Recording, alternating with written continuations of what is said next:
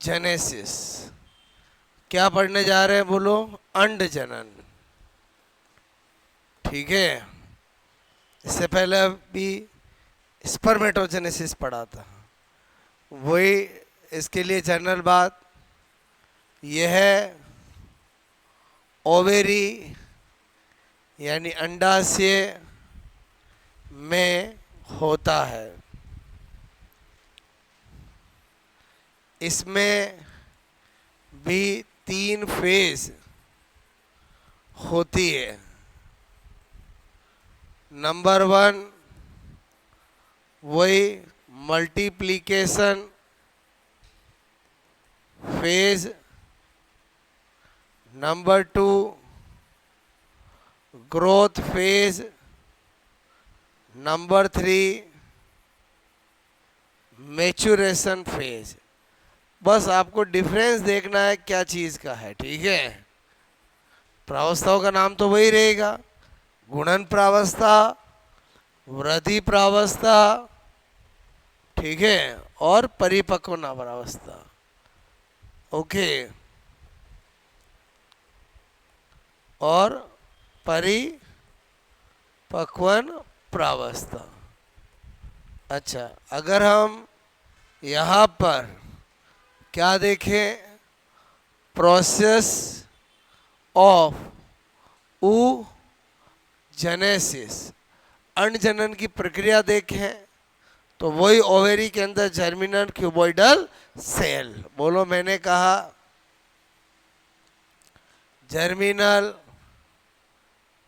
बोलो cuboidal cell इन ovary. अंडाशय के अंदर जननी कोशिकाएं होती है, उनमें क्या होता है, माइटोसिस, और माइटोसिस से जो भी बनती है उनको क्या बोलते हैं, ऊगोनिया। लेकिन यहाँ पर ये जो आपको मैं बता रहा हूँ नंबर 1, जिसको हम मल्टीप्लिकेशन फेज कह रहे हैं, ये एम्ब्रियो स्टेज में हो जाती है, क्योंकि फीमेल का बर्थ होता है तो लाखों ऊगोनिया ऑलरेडी ओवेरी में रहती है। अंतर समझ में आया बोलो? मैंने कहा 8 एम्ब्रियो स्टेज, इसका मतलब ये वाली फेज कहाँ होती है, एम्ब्रियो स्टेज में। सारी 2n होती है, इस बार 44 प्लस XX, कोई डाउट नहीं, बात समझ में आए?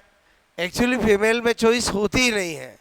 मेल और फीमेल में अगर कभी पूछा जाए कि लड़का या लड़की होने के लिए कौन रेस्पॉन्सिबल है, केवल और केवल पिता रेस्पॉन्सिबल है। बोलो, बच्चे होने के लिए दोनों रेस्पॉन्सिबल है। क्लियर? तो आपसे मेरे को आज भी इस इतने ज़्यादा, बोलो आपसे मेरे को जागरूकता होने के बाद भी अगर किसी के लड़कियां ज़्यादा हो रही है तो उस गर्ल को, इस फीमेल को कोसा जाता है और कहा जाता है, जबकि फीमेल का 1% रोल नहीं है। मतलब आपने देखा होगा सोसाइटी के अंदर, अगर किसी फीमेल जिस घर से वो आई है उस घर में उसकी 5 बहनें हैं, बोलो बात समझ रहे ना, और उसके भी अगर 1-2 लड़कियां हो जाती है तो उसको यही कहा जाता है कि भाई तेरे पहले से ही घर में क्या है, बोलो लड़कियां थी तो हमारे घर में भी आके लड़कियां की। जबकि मैंने क्या कहा आपको, साइंस क्या कहती है कि लड़का या लड़की होने में फीमेल का बिल्कुल भी रोल नहीं है, मेल का रोल है। क्योंकि फीमेल का तो जो गैमिट होगा वो 22 प्लस X वाला ही होगा। मेरी बात समझ में आए? फिर भी ये बात बहुत सारों को समझ में नहीं आती, ठीक है। उसके बाद मतलब मैंने पढ़े लिखे लोगों को भी ऐसी बेवकूफ़ाई वाले बातें करते हुए आपने भी देखा होगा। बोलो बात समझ ना? ओके, तो ये तो 22, मैंने कहा 2n मतलब 44 प्लस XX। ओके, अच्छा, फिर क्या चलेगा बोलो, ग्रोथ। और ग्रोथ में जो भी बनेगी वो सब क्या कहलाएगी, प्राइमरी oocyte कहलाएगी। बोलो, नाम वैसे ही है। बोलो, oogenesis पढ़ रहे हैं तो उसकी टर्मिनोलॉजी होगी, स्पर्मेटोजेनेसिस पढ़ रहे तो उसकी टर्मिनोलॉजी थी। क्लियर? अच्छा, ये क्या कहलाएगी, ग्रोथ फेज। ओके, ये ग्रोथ फेज जो प्यूबर्टी तक चलती रहेगी। बोलो बात समझ में? फिर क्या होगा बोलो, ये भी अभी तक बोलो 2n is equal to 44 plus XX ही होगा। क्लियर? ओके, वही 46 क्रोमोसोम। अब इसमें क्या होगा? मियोसिस फर्स्ट होगा। क्लियर? क्या होगा बोलो? Meiosis first. तो आपसे मैं कहूँ ये प्राइमरी oocyte है, तो इससे बोलो क्या बनेगी? Secondary oocyte। तो मेरे कहने का मतलब यहाँ पर समझना, ये N और ये N, ठीक है, ये जो बनी उसको बोलते हैं सेकेंडरी oocyte। ठीक है, क्या बोलते हैं? Secondary oocyte। लेकिन जो एक ये बनती है इसको बोलते हैं पोलर बॉडी। क्या बोलते हैं? Polar body. क्लियर? फिर इसमें क्या होगा बोलो? Meiosis second. बात को समझना, मियोसिस सेकेंड से जो बनेगा उसको बोलेंगे, ये आपसे मैं कह रहा हूँ, इससे भी ये दो बनी, इससे भी ये दो बनी, तो ये तो होगा ओवम और ये क्या होगी? Polar body. क्लियर? और जो कि बाद में क्या हो जाती है? नष्ट हो जाती है। ये है बोलो बाद में नष्ट हो जाती है। इसका मतलब ये हुआ ये n होगा और 22 प्लस x वाला होगा। क्लियर? अच्छा, इसको क्या बोलेंगे? बोलो क्या बोलेंगे? Maturation phase. क्या बोलेंगे? Maturation phase. अब यहां पर भी बोलो क्या चीज है ध्यान रखने की? मेरे कहने का मतलब है ये सब किस में चल रहा है? ओवेरी में चल रहा है। किस में चल रहा है? इन ओवेरी। क्लियर? ओवेरी के अंदर एवरी मंथ ओवुलेशन होता है। जब ओवुलेशन होता है तो एक किस कंडीशन में रहता है? सेकेंडरी oocyte कंडीशन में रहता है। इसका मतलब मैच्यूरेशन डिवीजन सेकेंड या मियोसिस सेकेंड, बोलो मैच्यूरेशन, अभी बताया था इसी को, डिवीजन सेकेंड या मियोसिस सेकेंड, ये कब होता है? एट बोलो फर्टिलाइजेशन। मतलब फर्टिलाइजेशन जब निषेचन होता है तब ये होता है। और ये सेकेंडरी oocyte बोलो मियोसिस फर्स्ट ये बना। और आपसे मैं कह रहा हूँ ओवुलेशन के समय एड किस कंडीशन में रहता है? सेकेंडरी oocyte कंडीशन में रहता है। ओवम बना। अब दिमाग में आता है हम तो बनाने चले थे एक, बना क्या बोलो? ओवम। तो ओवम और एग में क्या अंतर होता है? क्लियर? एक बार ये परिक्रिया समझ में आए बोलो? कौन हैप्लॉइड है, कौन डिप्लॉइड है, मियोसिस फर्स्ट का प्रोडक्ट क्या होगा, मियोसिस किस में होगा, सब बता सकते हैं। अच्छा, एक प्राइमरी oocyte से कितना एक बनता है? एक ही एक बनता है। और एक सेकेंडरी oocyte से भी एक ही बनता है। समझे नहीं समझे बोलो? तो यहां से अपन कुछ बातें निकालते हैं। मैंने कहा स्पेशल नोट नंबर 1, सबसे पहली बात क्या बता रहा हूं कि ओवुलेशन अंडोत्सर्ग, ठीक है, ये बात बार बार पूछी जाती है एग्जामों में। ओवुलेशन के समय एक सेकेंडरी oocyte, सेकेंडरी मैंने कहा समझ जाओगे बोलो? ठीक है, सेकेंडरी oocyte। ओके, द्वितीयक oocyte, क्या लिखा मैंने बोलो? द्वितीयक oocyte। ठीक है, oocyte अवस्था बोलो में होता है। Very very important. ठीक है, अच्छा, उसके बाद नंबर 2 क्या बात बता रहा हूं? मैंने कहा एक प्राइमरी oocyte से भी एक एक बनता है, एक सेकेंडरी oocyte से भी क्या होता है? एक ही एक बनता है। इसका मतलब वो कैलकुलेशन वाले क्वेश्चन अभी भी करेंगे अपन बोलो? मेरी बात समझ में आए बोलो? ओके। तीसरी बात क्या बता रहा हूं? मैंने कहा ओवम प्लस एक membrane is equal to egg. मतलब क्या पता चला कि जब अंडाणु पर अंड झिल्लियां आ जाती है तो उसको अंडा कहा जाता है। ठीक है, ओवम मतलब क्या हुआ? अंडाणु। ओके, अंडाणु, बात समझो ना? चलो छोड़ो, ज़्यादा बेटर है किन बातों को ध्यान रखो? इंग्लिश में ध्यान रखो और समझे बोलो?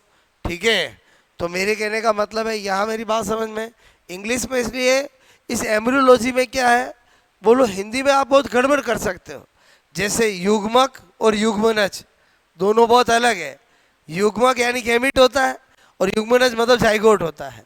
एक हैप्लॉइड और एक डिप्लॉइड है, लेकिन जाइगोट बिल्कुल नाम से पता चलता है और गैमीट नाम से पता चलता है, ठीक है।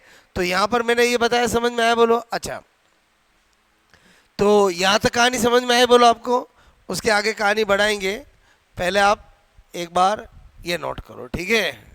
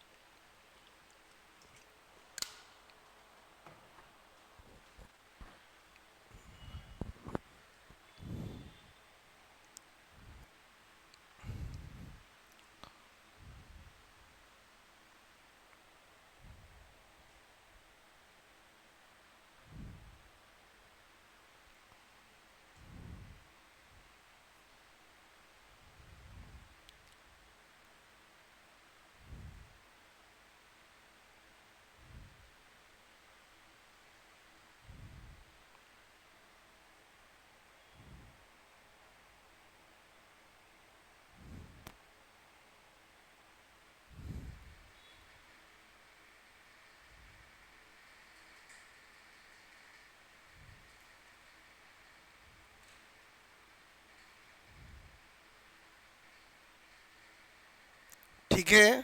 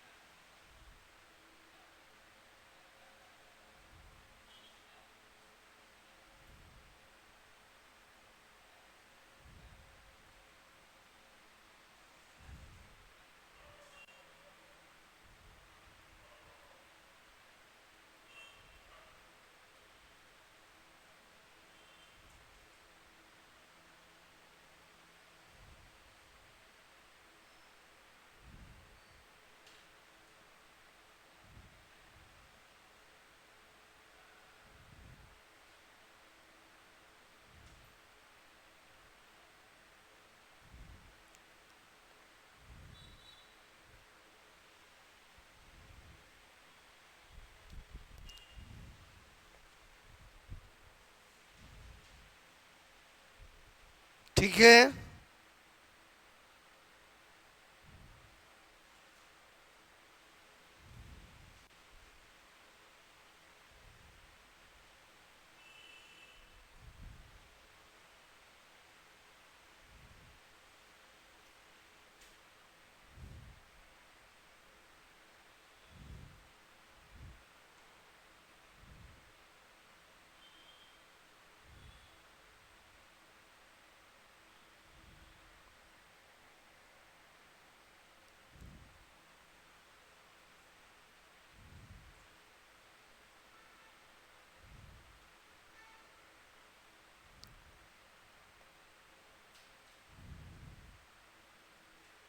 हो गया।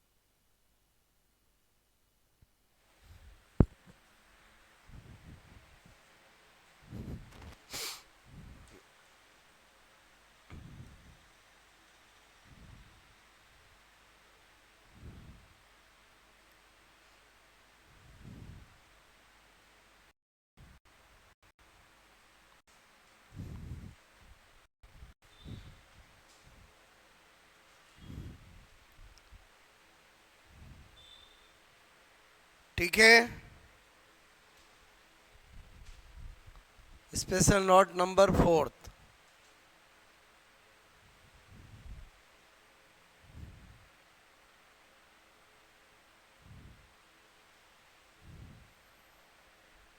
इतना किया नोट। अब ध्यान देना, मैंने कहा टाइप्स ऑफ एग मेम्ब्रेन, अणझिल्लियों के प्रकार। 3 टाइप्स की एग मेम्ब्रेन होती है। एक होती primary egg membrane, primary egg membrane, प्राथमिक अंड झिल्ली, प्राथमिक अंड झिल्ली। एक होती है secondary egg membrane,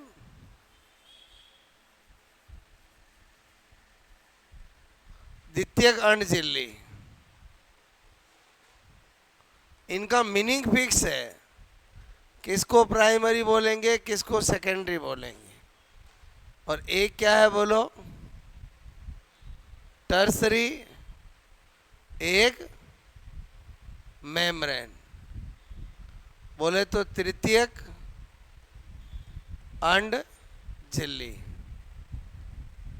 primary egg membrane किसको बोलते हैं, वे एग मेम्ब्रेन जिसका फॉर्मेशन एक स्वयं करता है, उसको हमेशा प्राइमरी बोलेंगे। ठीक है, वह एग मेम्ब्रेन जिसका निर्माण, फॉर्मेशन एक स्वयं करता है, उसको प्राइमरी बोलेंगे। सेकेंडरी किसको बोलते हैं, वे एक मेम्ब्रेन जिसका फॉर्मेशन ओवेरी करती है। क्लियर, वह एक मेम्ब्रेन जिसका फॉर्मेशन ओवेरी कौन करता है बोलो, अंडाशय, अंडाशय करता है। इसका मतलब आगे जाकर मैं एक की स्ट्रक्चर बनाऊं किसी का, चाहे मैं इंसेक्ट की बनाऊं, फ्रॉग का बनाऊं, ह्यूमन का बनाऊं, मुर्गी का चिक का बनाऊं, मैंने अगर बोल दिया कि ये कोरोना रेडिएटा है, सेकेंडरी है, तो अपने आप आपको पता होना चाहिए कि कोरोना रेडिएटा का फॉर्मेशन कौन करेगा, क्योंकि मीनिंग फिक्स है। प्राइमरी उसको बोला जाता है जिसको एक खुद बनाता है, सेकेंडरी उसको बोला जाता है जिसे ओवेरी बनाती है, और टर्सरी एग मेम्ब्रेन वह एग मेम्ब्रेन, ठीक है, जिसका formation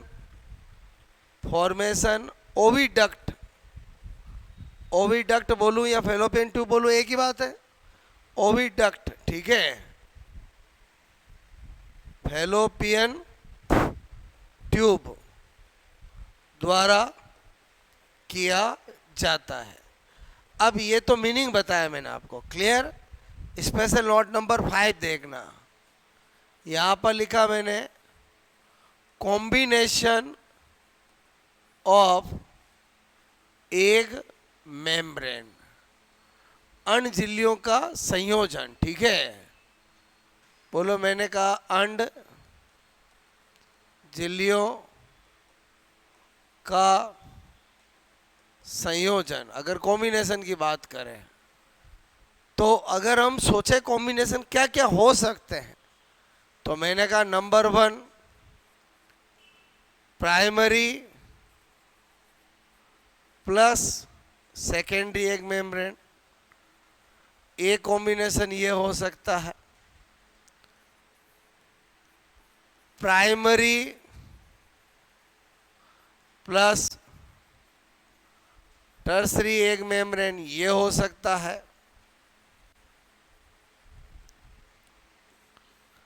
primary plus secondary plus tertiary egg membrane ये हो सकता है। और secondary plus tertiary egg membrane ये हो सकता है। ये हमने पॉसिबिलिटी देखी है, क्लियर। अब मैंने कहा पहला कॉम्बिनेशन क्या बताया, प्राइमरी और सेकेंडरी एग मेम्ब्रेन, ये किस में मिलता है। एग्जाम्पल मैंने कहा human egg and insect egg, कीट के अंडे में और मनुष्य के अंडे में यही कॉम्बिनेशन होता प्राइमरी और सेकेंडरी का। मैंने कहा प्राइमरी और टर्सरी का कॉम्बिनेशन क्या होगा, तो मैंने कहा ये एक तो मिलता है फ्रॉग और एक मैंने कहा चिक एग, मेंढक और मुर्गी के अंडे में। बोलो बात समझ में। अच्छा, प्राइमरी सेकेंडरी टर्सरी किसी में नहीं मिलता है, सेकेंडरी और टर्सरी भी किसी में नहीं मिलता है। इस दुनिया में ऐसा कोई अंडा पैदा नहीं हुआ है जिसमें इन दो के अलावा और कोई कॉम्बिनेशन हो, क्योंकि प्राइमरी तो होगा ही होगा, इसका मतलब ये तो वैसे ही नहीं हो सकता। और प्राइमरी सेकेंडरी टर्सरी किसी में नहीं मिलता है, इसका मतलब या तो प्राइमरी सेकेंडरी या सेकेंडरी टर्सरी। बोलो बात समझ में। तो यहाँ से क्या पता चला, समझ में आया। बोलो, अगर आपको ये तो मैंने दो बनाए हैं कि भाई ऑप्शन में आया कि कौन सा कॉम्बिनेशन एक का कभी नहीं मिलता है, तो हमें पता होना चाहिए कौन सा नहीं मिलता, कौन से मिलते हैं। अच्छा, मिलते हैं कि नहीं मिलते उससे कैसे पता चलेगा, कोई एग्जाम्पल ही नहीं है। और समझे नहीं समझे, जो मिलते हैं वो अपने को पता चल गया, और यही हम चारों स्टडी भी करेंगे आगे जाकर। तो आई थिंक आपको इतनी बात समझ में आए। बोलो, नोट करोगे।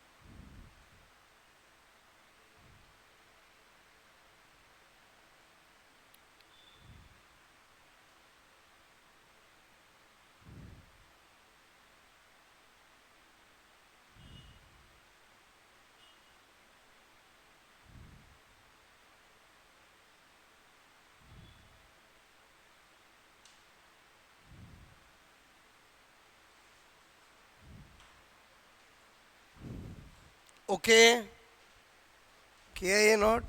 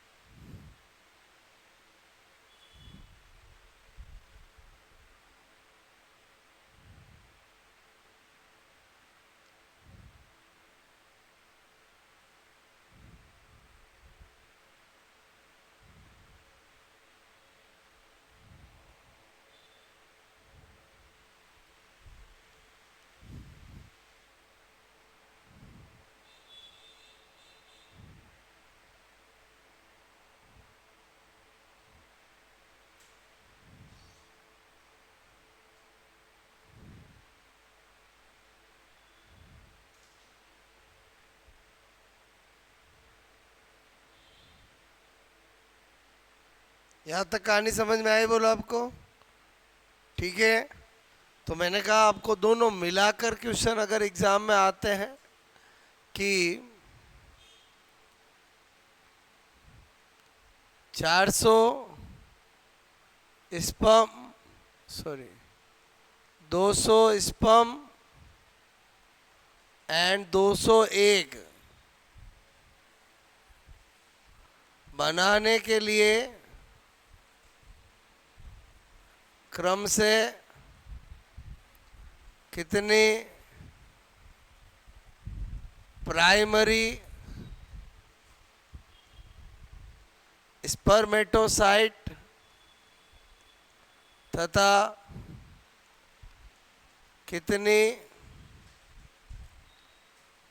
प्राइमरी oocyte की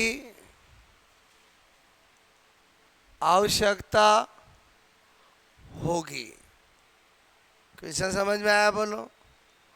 ऑप्शन में 100, 200,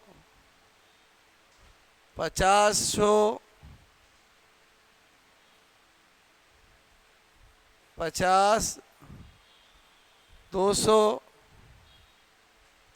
ठीक है, 100, 50, ठीक है। ये है क्वेश्चन, बताओ क्या होगा? आपको पता चला स्पर्म कितने बनाने हैं? 200। एक प्राइमरी स्पर्मेटोसाइट से 4 बनते हैं, तो 50 से 400 बन जाए, 200 बन जाएंगे। और इसमें तो 201 बनाने तो 200 ही चाहिए, तो क्या हो जाएगा? 50 और 200, ठीक है। अब मैंने कहा ये तो एक क्वेश्चन हुआ, यहीं पर आपको क्वेश्चन पूछ लेते हैं। सेम क्वेश्चन थोड़ा बदलता हूँ। 100 स्पर्म एंड बोलो 100 एग बनाने के लिए क्रम से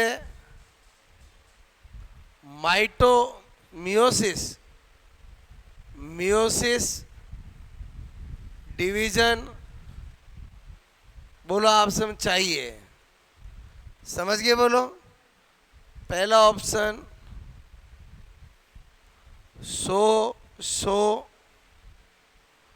दूसरा 50 100 2500 25 और 50। ठीक है, बताओ क्या होगा? हाँ, आपको पता है 100 स्पर्म बनाना है तो एक मियोसिस से 4 बनते हैं, तो मतलब 25 से बन जाएंगे। ये तो हो ही नहीं सकता, ये हो ही नहीं सकता। 100 एक बनाना है, एक मियोसिस से एक ही एक बनता है, तो इसका मतलब 100 मियोसिस करेंगे तभी। अरे समझे नहीं समझे बोलो, मतलब क्या बताना चाह रहा हूँ, ऐसा भी क्वेश्चन आ सकता है और ज़्यादातर ऐसा मिक्स में ही आता है, स्पर्म और एग में। बोलो समझे समझे, नोट करोगे?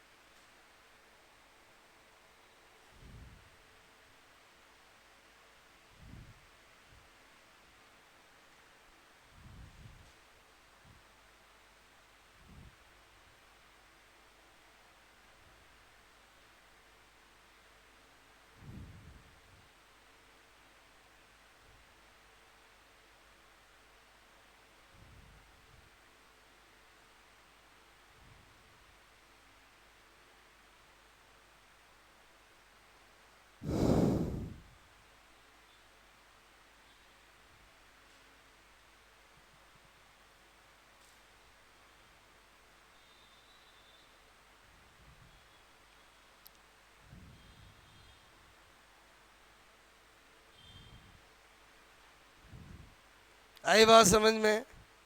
तो जब भी ऐसा क्वेश्चन हो तो एक की कैलकुलेशन तो बहुत इजी है, जितने एक उतनी प्राइमरी उस साइड, उतनी सेकेंडरी उस साइड, उतने मियोसिस। बोलो बात समझ में?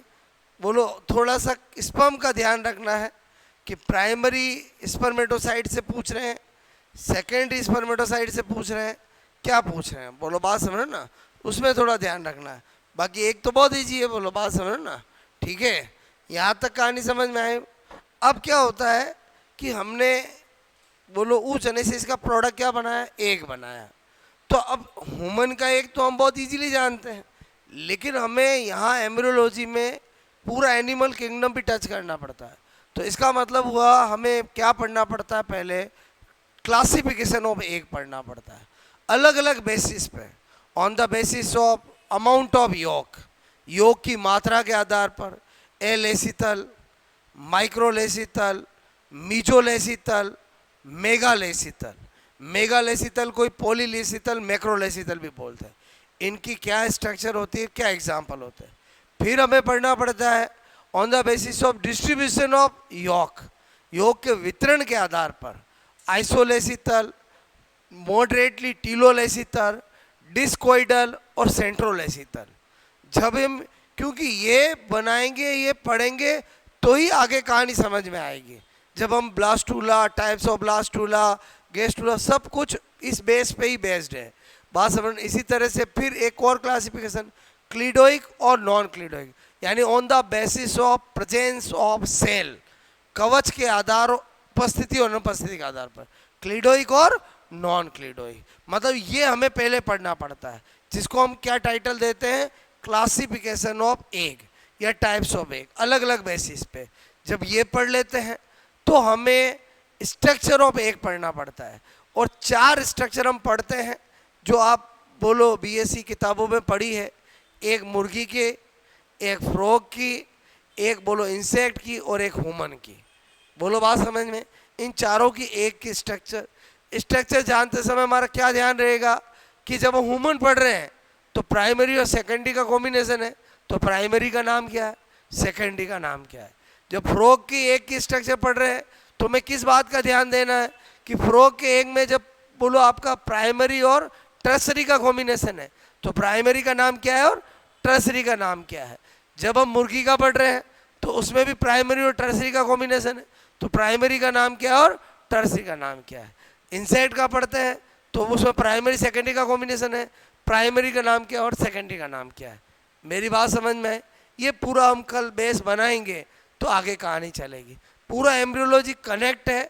बोलो एक क्लास से दूसरी, दूसरी से तीसरी क्लास कनेक्ट रहेगी। आज पूरा बेस बनाया हमने स्पर्मेटोजेनेसिस और oogenesis, मतलब ऐसे गैमेटोजेनेसिस पढ़ लिया अपन ने, लेकिन आगे का बेस बनाने के लिए, कॉम्पिटिटिव एग्जाम में क्वेश्चन राइट करने के लिए हमें पहले क्लासिफिकेशन ऑफ एग अलग अलग बेसिस पर और स्ट्रक्चर ऑफ डिफरेंट एग बोलो पढ़ना पड़ेगा, तो हम आगे कहानी को बढ़ा पाएंगे। यहाँ तक कहानी समझ में आए बोलो ओके।